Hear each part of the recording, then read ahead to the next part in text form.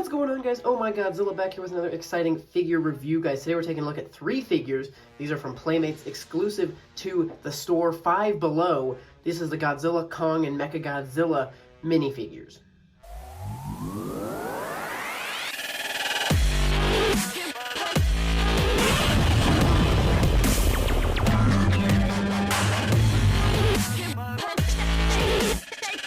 Alrighty, guys, quickly taking a look at the packaging first. We'll take a look at the Godzilla here. Obviously, tail is detached. Pretty easy to snap those into place.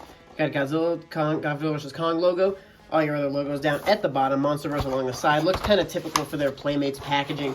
Pretty cool pose on the back there. Really cool picture that they ended up using. All the usual stuff. And all the others are going to pretty much look the same on the back and whatnot, except for they're in the front, aside from the title of the figure. And same deal there for Kong. Jumping into these figures, let's take a look at the MechaGodzilla first. Guys, so a pretty decent detail, actually, given how small and inexpensive they are. MechaGodzilla looks pretty good. The logo is placed here, which is kind of unfortunate. I guess the foot's too small to fit all this stuff, so they did end up putting the logo in underneath, so that's not ideal. But the face and whatnot looks pretty darn decent. Definitely can't complain too much given the price point and the size of them. MechaGodzilla, actually, I think out of the 3, probably looks the best. The spines down the back look nice. They did bail on coloring the tail, which is unfortunate, but seems to be a trend. I do like that they toss in a little bit of red, even if it's pretty much mispainted. Looks really, maybe that's just a scratch.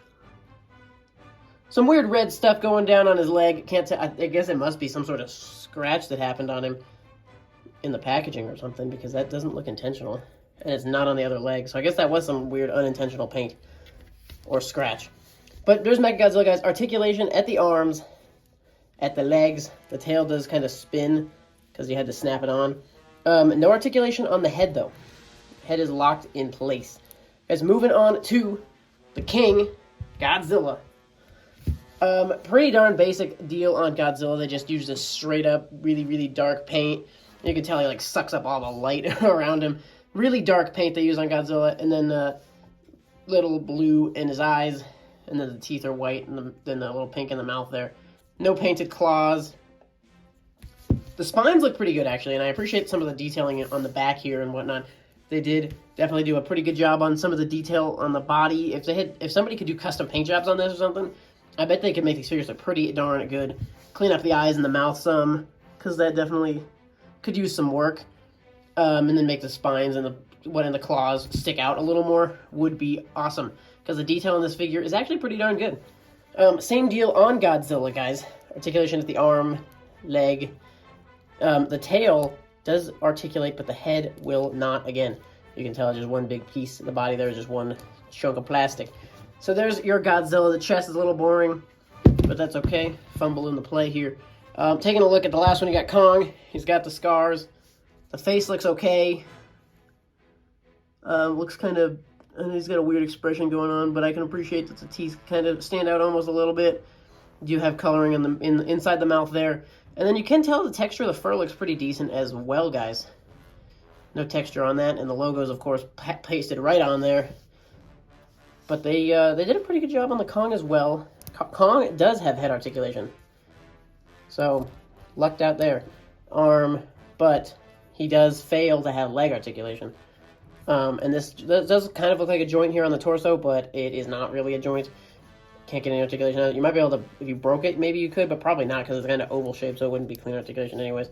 So, no articulation on the legs of Kong or at the midsection there.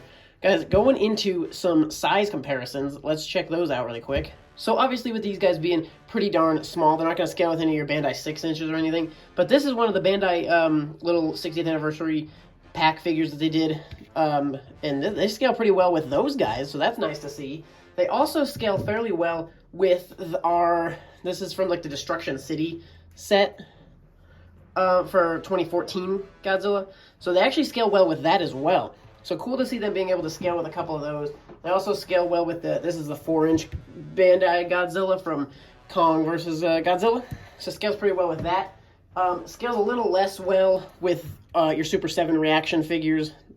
But the scaling's not horrible, but if you look at the MechaGodzillas stand next to each other, definitely looks a little, it doesn't work. And it definitely does not work with your Super 7 figures, and anything larger than that's not going to scale very well either. So there you have it, guys. These are the Playmates minifigures from Godzilla vs. Kong. Guys, again, exclusive to Five Below. I'll link the website down below. They've always been out of stock when I've checked, and I actually had to go into my store nearby. So they had a lot of them in store. So if you go into the store, you seem to have pretty decent luck. But online seems to be pretty hit and miss. So guys, these are pretty inexpensive figures. Definitely would recommend them. They're cool up on the shelf, give you a little size variation. So guys, let me know in the comments what you think of this set. Do you have it, or are you interested in it? Thank you so much for watching, guys. Stay tuned for more, and we'll see you in the next one.